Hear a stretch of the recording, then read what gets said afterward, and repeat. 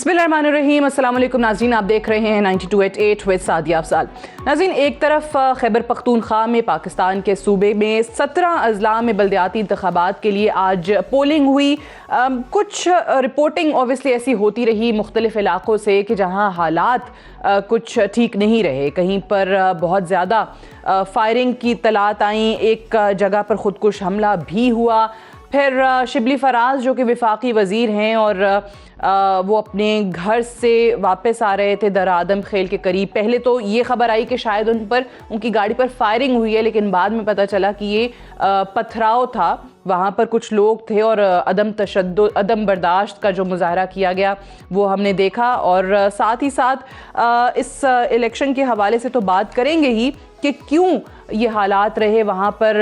आज पूरा दिन अपोजिशन की पार्टीज़ भी इल्ज़ाम लगाती रहीं, पाकिस्तान तहरीक इंसाफ की हुकूमत के ख़िलाफ़ प्रेस कॉन्फ्रेंसेस करती रहीं कि वहाँ पर धांधली की गई है। और PTI के हवाले से उनके इन तमाम इंतज़ामात को लेकर आज बिलावल साहब ने भी काफ़ी सख्त इल्ज़ामात लगाए हैं, उन पर भी बात करेंगे। लेकिन प्रोग्राम का आगाज़ हम करेंगे इस्लामाबाद में, जो कि एक बहुत बड़ा इवेंट जो है OIC का एक एक्स्ट्रा ऑर्डनरी गैर मामूली इजलास हुआ और अफ़गानिस्तान की सूरत हाल पर हुआ। 57 मेंबर्स OIC में शामिल हैं, ऑर्गेनाइजेशन ऑफ इस्लामिक कोऑपरेशन में शामिल हैं। और पाकिस्तान की दावत पर 20 ममालिक के वज़राए ख़ारजा आए, 10 ममालिक के नायब वज़राए ख़ारजा, 70 वफूद जो हैं वो शरीक थे इसमें। और एक कामयाबी इस लिहाज से भी है कि 1974 के बाद पाकिस्तान इसको होस्ट कर रहा है। ये ऑर्गेनाइजेशन की ये जो समिट है ये पाकिस्तान में हुई है 41 बरस के बाद। जो वहाँ पर अफ़गानिस्तान को लेकर सूरत हाल है उस पर सभी ने तकरीबन अपने ख़दशात का इजहार किया, अपने कंसर्न्स का इजहार किया। वज़ीर आज़म इमरान ख़ान जो हैं आज उन्होंने भी इस पर बात की और ये कहा कि अफ़गानिस्तान ने जितना सफ़र किया है उतना किसी और मुल्क ने नहीं किया। थोड़ी देर पहले वज़ीर ख़ारजा शाह महमूद कुरैशी जो हैं वो प्रेस कॉन्फ्रेंस भी कर रहे थे और उन्होंने चंद चीज़ें भी बताईं जो कि इस कॉन्फ्रेंस के बाद तमाम लोगों ने जिस पर इत्तफ़ाक़ का इजहार किया है कि एक ह्यूमैनिटेरियन ट्रस्ट फ़ंड जो है वो कायम किया जाएगा, फूड सिक्योरिटी प्रोग्राम जो है उसको इस्टेब्लिश किया जाएगा, एक स्पेशल एनवॉय जो है OIC का वो अफ़गानिस्तान भेजा जाएगा, उसके लिए उनको तैनात किया जाएगा। और जो फाइनेंशियल और बैंकिंग चैनल्स हैं, जो फ्रोज़न बैंकिंग चैनल्स हैं, उनको अनलॉक करने की बात की गई है, डीफ्रीज़ करने की बात की गई है। ये तमाम चीज़ें जो हैं वो कैसे मुमकिन हो पाएंगी। वहाँ पर हालात बहुत बुरे हैं, बार बार जिक्र किया जाता रहा कि एक तो ठंड है, वहाँ पर गर्म कपड़े नहीं हैं, खाने को लोगों के पास, बच्चों के पास, ख़वातीन के पास वहाँ पर कुछ नहीं है, फिर बीमारी है, कोविड है, ये तमाम चीज़ें कैसे इससे निमट पाएंगे। और ये OIC का जो आज इजलास है इसकी क्या इम्पोर्टेंस है, इस पर बात करने के लिए पहले मैं आगाज़ करूँगी एम्बेसडर तस्नीम असलम साहिबा से, साबिक सफ़ीर और साबिक तर्जमान दफ्तर ख़ारजा।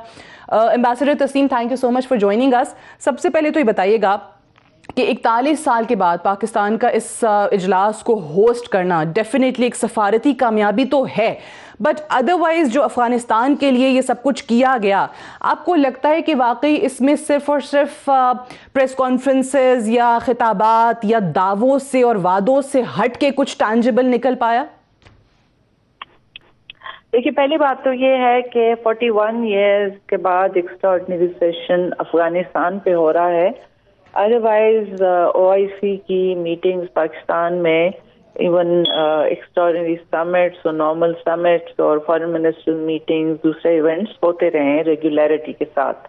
अफगानिस्तान पे सोवियत यूनियन की इन्वेजन के बाद एक्स्ट्राऑर्डिनरी सेशन हुआ था और आज फिर हुआ है और हालात भी उससे ज़्यादा ख़राब हैं, क्योंकि आपने खुद भी अभी बात की है और बड़े एम्पली कॉन्फ्रेंस में भी ये बातें हुई हैं और UN की रिपोर्ट्स में है। UN सेक्रेटरी जनरल के स्पेशल एनवॉय ने जिस तरह आज डिटेल में बताया कि अफगानिस्तान में क्या करने की ज़रूरत है, तो वो सब अपनी जगह है।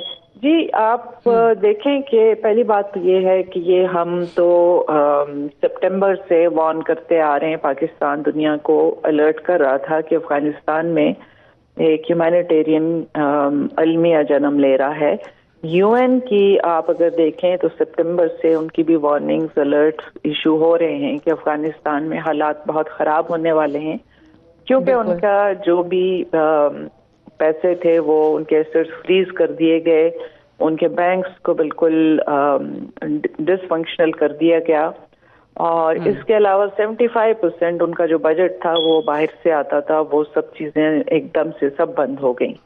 तो और अफगानिस्तान फूड भी अपना ज्यादा बाहर से ही इंपोर्ट करता है, तो इस वजह से ये नजर आ रहा था पहले से कि ये बहुत खौफनाक किस्म की विंटर्स होने जा रही हैं अफगानिस्तान के लिए।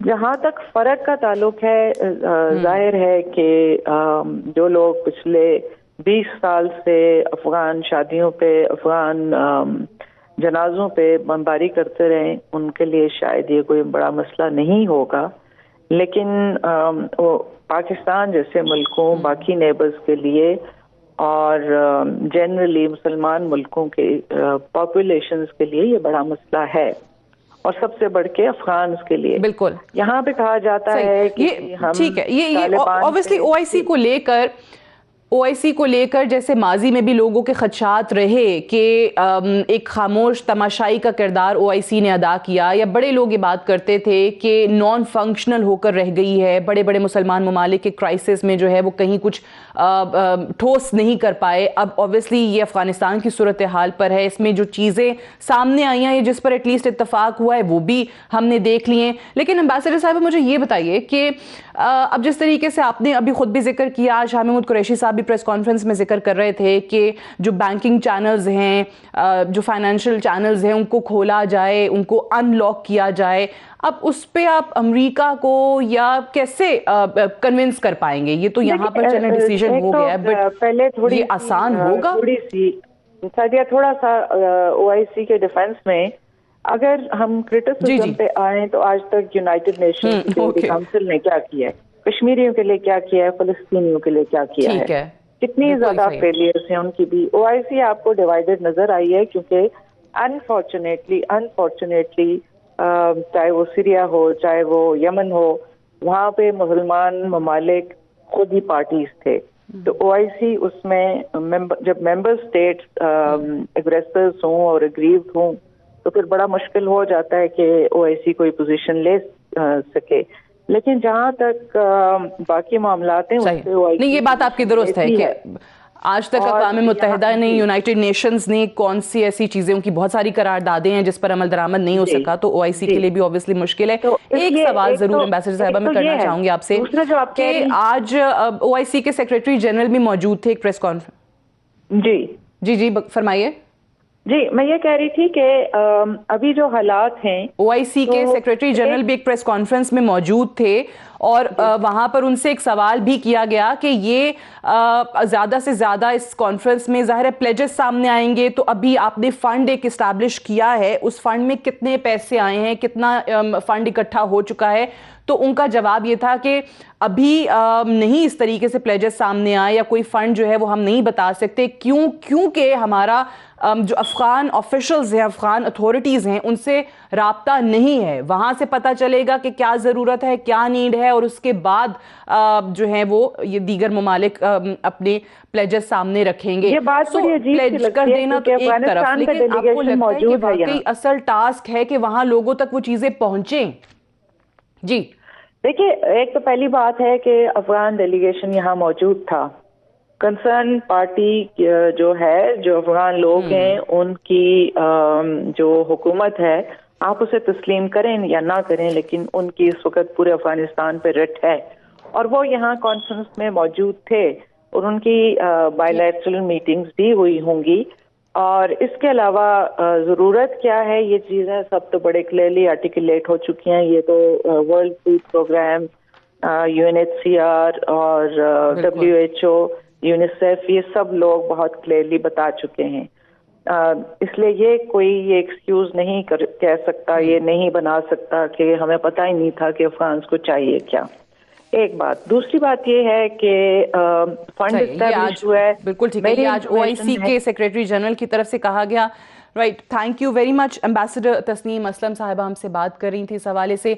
एक ब्रेक लेंगे, ब्रेक से आएंगे तो KPK में आज जो बल्दियाती इंतखाबात हुए हैं जिन जिन अजला में, उस पर बात करेंगे। हमारे साथ शौकत यूसुफजई साहब, सेनेटर हाजी गुलाम अली साहब, मुमताज़ बंगश साहब मौजूद होंगे right after this short break. Stay tuned.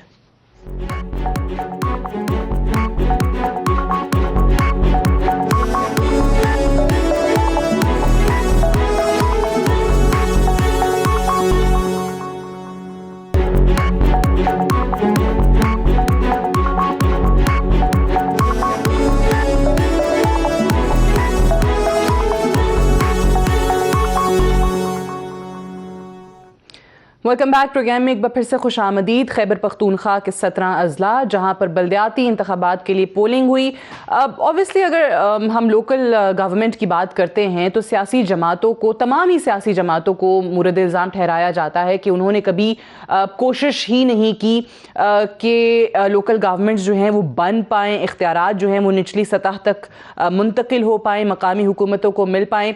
हमेशा से ये देखने में आया है पाकिस्तान में कि जब भी कोई मिलिट्री रिजीम आई है, मार्शल लॉ रिजीम आई है, तो वहाँ पर लोकल गवर्नमेंट के लिए काम हुआ है। अयूब खान ने सबसे पहले बेसिक डेमोक्रेसीज ऑर्डिनेंस 1959 में इंट्रोड्यूस कराया था लोकल गवर्नमेंट बनाने के लिए। फिर म्यूनिसिपल एडमिनिस्ट्रेशन ऑर्डिनेंस आया 1960 में। फिर जनरल ज़ियाउल हक के टाइम पे लोकल गवर्नमेंट ऑर्डिनेंस 1979 आया जो कि 2000 तक ऑपरेशनल रहा। कॉन्स्टिट्यूशनल प्रोटेक्शन दो उसको मौजूद नहीं थी। फिर इसी तरीके से जनरल मुशर्रफ 2001 में लोकल गवर्नमेंट ऑर्डिनेंस लेकर आए।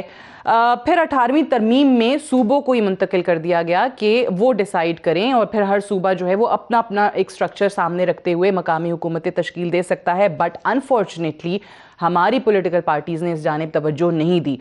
देर आए दुरुस्त आए, बिलाखिर ये इंतखाबात हो रहे हैं, बल्दियाती हुकूमतों की तरफ तवज्जो जा रही है पॉलिटिकल पार्टीज़ की। शौकत यूसुफजई साहब सूबाई वज़ीर हैं खैबर पख्तूनख्वा के, PTI के सीनियर रहनुमा हैं। सेनेटर हाजी गुलाम अली साहब सीनियर रहनुमा हैं JUIF के, आपके साहबजादे भी ये इंतखाब जो है वो कंटेस्ट कर रहे हैं। और मुमताज़ बंगश साहब ब्यूरो चीफ़ हैं 92 न्यूज़ के पेशावर से। तीनों हमारे साथ मौजूद हैं। आप तीनों को प्रोग्राम में खुश आमदीद कहते हैं। बंगश साहब मौजूद हैं। मैं बंगश साहब से ज़रा आगाज़ कर लूँ। बंगश साहब ये बताइए कि ये जो हालात और वाक़यात हमने देखे, कहीं पर ख़ुदकुश हमला, एक सुसाइड अटैक की खबर आई, फिर कहीं पर फायरिंग की खबर आई, फिर वो शिबली फराज साहब वाला एक इंसिडेंट हमारे सामने आ गया। सो ये क्यों इतनी अमन व अमान की सूरत हाल बुरी रही? क्या वाकई मैनेज नहीं कर पाई वहाँ पर हुकूमत की तरफ से, एडमिनिस्ट्रेशन की तरफ से मैनेज नहीं हो पाया? जी सादिया, आप दुरुस्त फरमा रही हैं। असल में मसला ये है कि जहाँ तक पहले तो मेरा ख्याल में ये जो शिबली फराज वाला मामला है ये तो बढ़ा चढ़ा कर बयान किया गया। वो वहाँ पे लोग ये थे कि जो लोग इंतजाम के खिलाफ थे वो सुबह ही से मुख्तलिफ किस्म की मनफी सरगर्मियों में मुलविस थे। वहाँ पे जो पोलिंग जो वो थे पोलिंग स्टेशन थे, वहाँ पे बैलेट बॉक्स निकाल कर जो वो थे बैलेट पेपर थे वो जलाए गए। अब जब उधर से शिबली फराज का गुजरना हुआ तो लोगों ने पथराव किया, फायरिंग वाली बात की जो बात थी वो सही नहीं थी।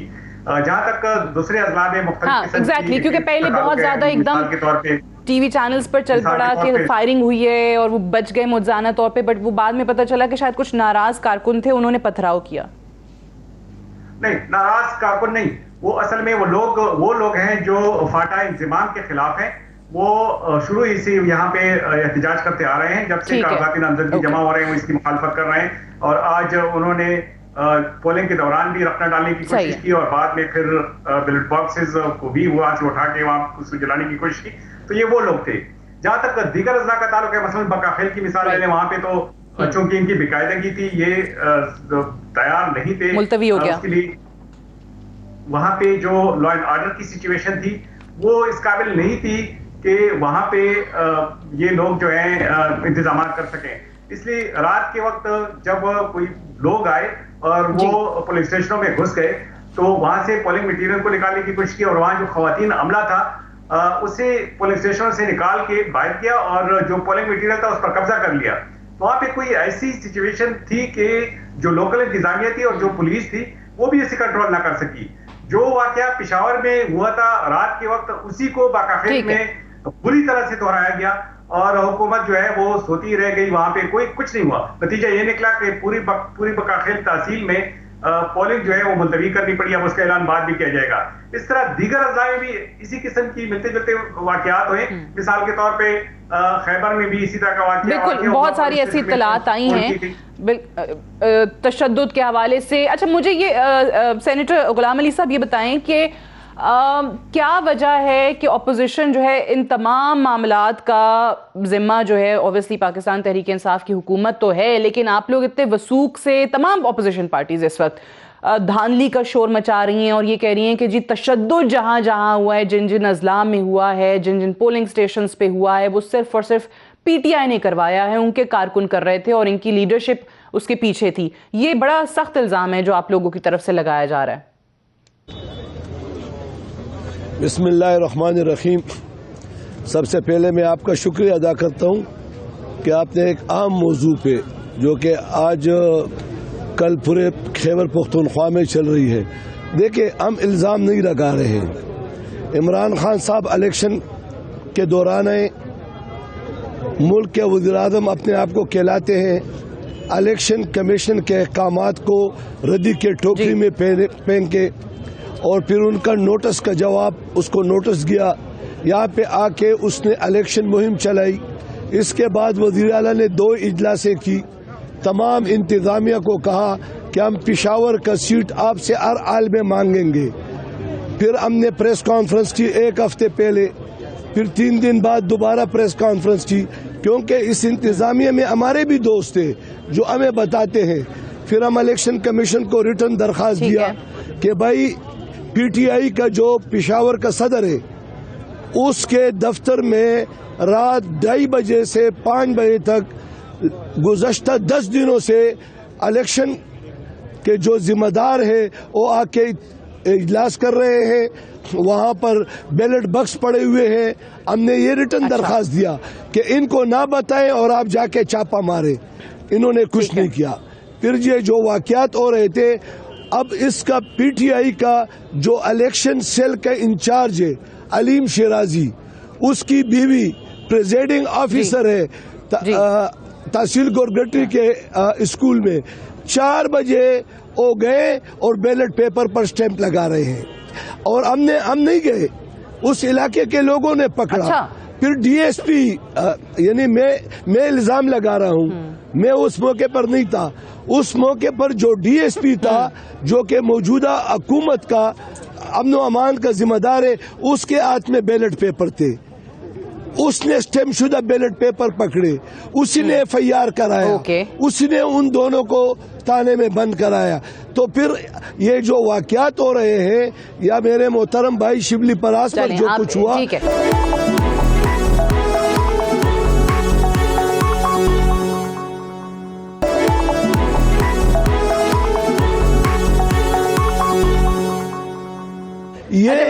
वैसे आपके साहबजादे के इलेक्शन के नताइज की गैर सरकारी जो है वो क्या पोजीशन है अभी वहाँ पे? हम पीटीआई से 7000 लीड पर जा रहे हैं और पेशावर के अवाम ने जा रहे हैं। Okay, right. शौकत यूसुफजई साहब, आपने इल्जामात सुने, उन्होंने तो खैर स्पेसिफिक इंसिडेंट्स जो हैं वो आपके सामने यहाँ पे रखे हैं और दरख्वास्त भी दी। ये सिर्फ गुलाम अली साहब या इनकी जमात नहीं कह रही, पीपल्स पार्टी हो, नून लीग हो, एएनपी हो, वो तमाम ही ये इल्जामात आप पे लगा रहे।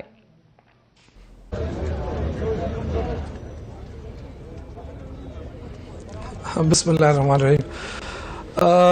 सादिया, पहली बात तो ये कि ये इतना बड़ा इलेक्शन है और छोटे लेवल से शुरू हो रहा है, गली गली ये इलेक्शन हो रहा है। आप देखें कितने उम्मीदवार इसमें खड़े हैं। हम तो यानी लोग तो ये खदशा जाहिर कर रहे थे कि ये मैनेज नहीं हो सकेगा और बहुत ज्यादा इश्यूज आएंगे, लेकिन अगर आप उसको देखें हमारी जमहूरियत जो है वो अभी पनप रही है। बदकिस्मती है, इल्जाम तराशी है, तो शुरू से जो भी शिकस्त होती है लोगों को तो वो फिर इल्जाम तराशों पे उतर आते हैं। देखिए मुकाबला हो रहा है। आप मुझे बताएं, इलेक्शन कमीशन आज़ाद है, इलेक्शन कमीशन हमें भी नोटिस कर रहा है, सबको नोटिस कर रहा है, किए भी है उन्होंने। तो ये तो डायरेक्टली इलेक्शन कमीशन पे आदम एतमाद का इजहार कर रहे हैं ना। तो देखिए हुकूमत का इसमें क्या होता है, आप मुझे बताएं, इलेक्शन कमीशन को क्या इन्होंने दरखास्त दी है क्या उनको ये जो इलेक्शन कमीशन करवा रहा है, इलेक्शन कमीशन को जहां जहां शिकायतें मौसूल हो रही हैं, आप कह रहे हैं वो देख रहा है, मुझे ये बताइए जरा इस डिस्कशन को थोड़ा आगे लेके चलते हैं। मुझे बताइए यूसुफ जई साहब, ये इलेक्शन के जमाती बुनियादों के खिलाफ क्यों थे आप?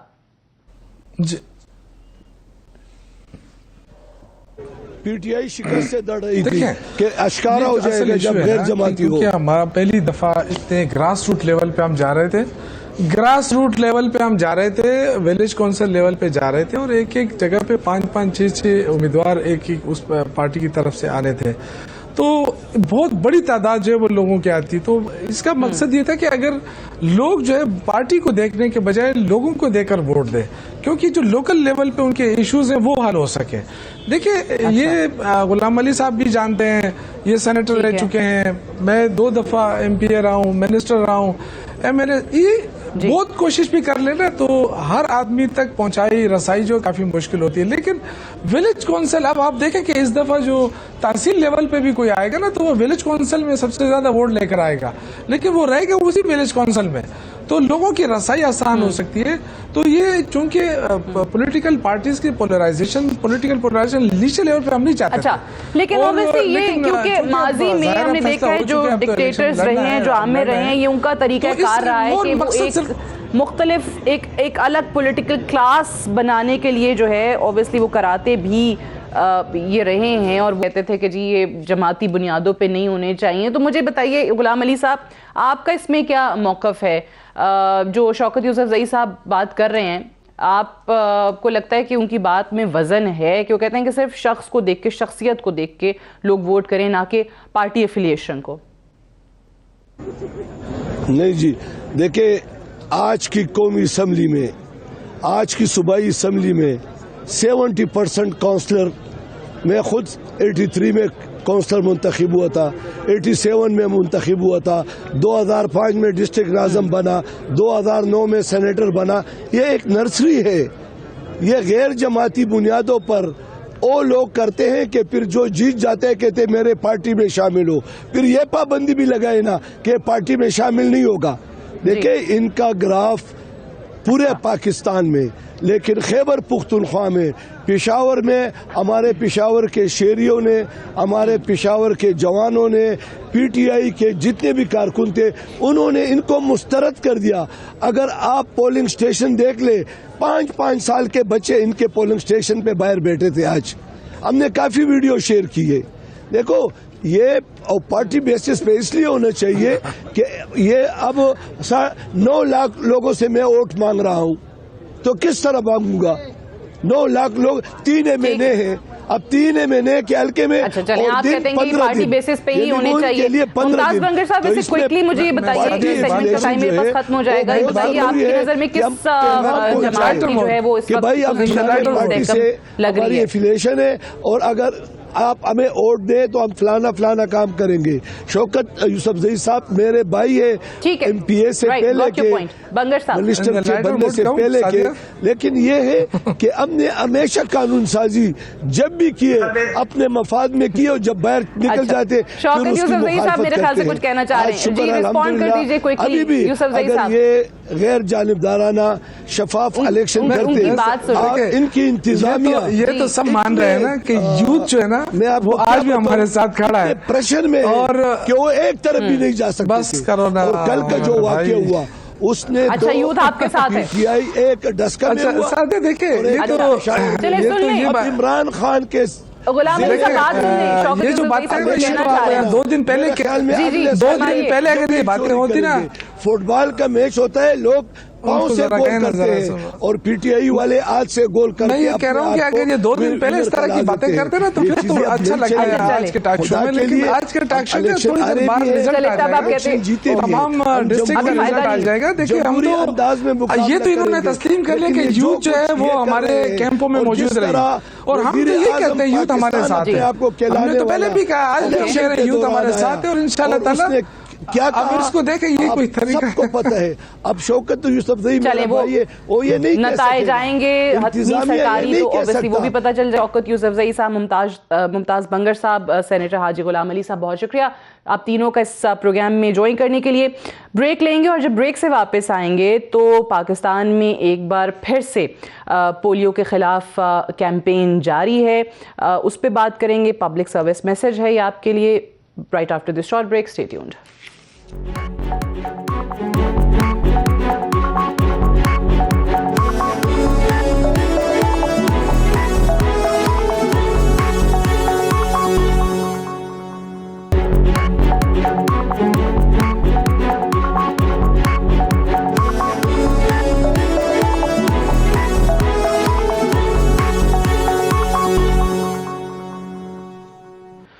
Welcome back. प्रोग्राम में एक बार फिर से खुशामदीद। प्रोग्राम के इस हिस्से में हम बात करेंगे पोलियो के हवाले से, जो कि पूरी दुनिया से ख़त्म हो गया, लेकिन सिर्फ 2 ममालिक ऐसे हैं जो अभी भी इसका शिकार हैं, और एक अफ़गानिस्तान और एक पाकिस्तान। बहुत सारे ऐसे ऑब्स्टिकल्स हैं, बहुत सारी ऐसी रुकावटें हैं जिसके बायस अभी तक हम इस वबा पर, इस मरज़ पर काबू नहीं पा रहे हैं। वो क्या मुहर्रिकात हैं उस पर भी बात करेंगे। पहले आपसे तारुफ़ करवा दें कि सेगमेंट में हमें ज्वाइन कर रहे हैं डॉक्टर शहजाद बेग साहब, नेशनल कोऑर्डिनेटर हैं पोलियो खात्मा प्रोग्राम पाकिस्तान के। बहुत शुक्रिया डॉक्टर साहब। डॉक्टर साहब, सबसे पहले तो बताइए कि इस दफ़ा भी जो कैंपेन चल रही है और इससे पहले भी जो नेशन वाइड कैंपेन थी, तो तब से लेकर अभी तक नंबर्स में कितनी बेहतरी आई है, क्या फ़र्क पड़ा है इस कैंपेन से? जी अस्सलाम वालेकुम। ये जो अभी हमने 13 से 17 दिसंबर एक कैंपेन ख़त्म की है, ये इस साल की 6ठी और मुल्क गिर 4थी मुहिम थी, और जिसमें हमने 4 करोड़ से ज़ायद बच्चों को कतरे पिलाए हैं। अगर आप मुआजना करें तो पिछले साल हमारे पाकिस्तान में पोलियो के 84 केसेस हुए थे, जबकि इस साल सिर्फ एक पोलियो का केस हुआ है, और वो भी 27 जनवरी 2021 को हुआ था। उसके बाद अभी तक माशाल्लाह पाकिस्तान में पोलियो उसके बाद से कोई केस नहीं आया। जी अच्छा, जबरदस्त। ठीक है, यानी फ़र्क पड़ रहा है। अभी भी आपको लगता है, बिकॉज ऑब्वियसली पूरा जो प्रोग्राम है, कैंपेन है, आप उसके कोऑर्डिनेटर हैं, आप पूरे मुल्क में ये चीज़ें देख भी रहे हैं, कहाँ पर रुकावटें आती हैं? वालिदैन की तरफ से किस किस्म के मसाइल हैं या उनकी क्या रिजर्वेशंस हैं? और अभी भी हम देखते हैं कि लोगों को, वालिदैन को ख़ास तौर से, जो वैक्सीनेशन को आप रिपीट करते हैं उसकी अफादियत का अंदाज़ा नहीं है। वो ये समझते हैं कि एक दफ़ा पोलियो टीम आपके घर पे आई, आपने बच्चों को 2 कतरे पिला दिए, और फिर सेकेंड टाइम या थर्ड टाइम या फोर्थ टाइम उसकी ज़रूरत ही नहीं पड़ती है। जी, हमारा जो सबसे बड़ा चैलेंज है वो यही है कि एक तो वालिदैन समझते हैं कि बार बार कतरे पिलाने हम क्यों आ रहे हैं, हालांकि हम उनको समझाने की कोशिश करते हैं कि जितनी ज़्यादा दफ़ा पिलाएंगे उतनी उस बच्चों में उस पोलियो से क़ुव्वत मुदाफ़त जो है वो ज़्यादा होगी। दूसरा वो ये भी है अनलकीली कि वो कहते हैं बाज़ इलाकों में कि जी हमारी फ़लाँ डिमांड है वो पूरी करेंगे, कोई सड़क नहीं है, कोई ब्रिज नहीं है, अगर वो करेंगे तो पूरी करेंगे तो फिर हम कतरे पिलाएंगे।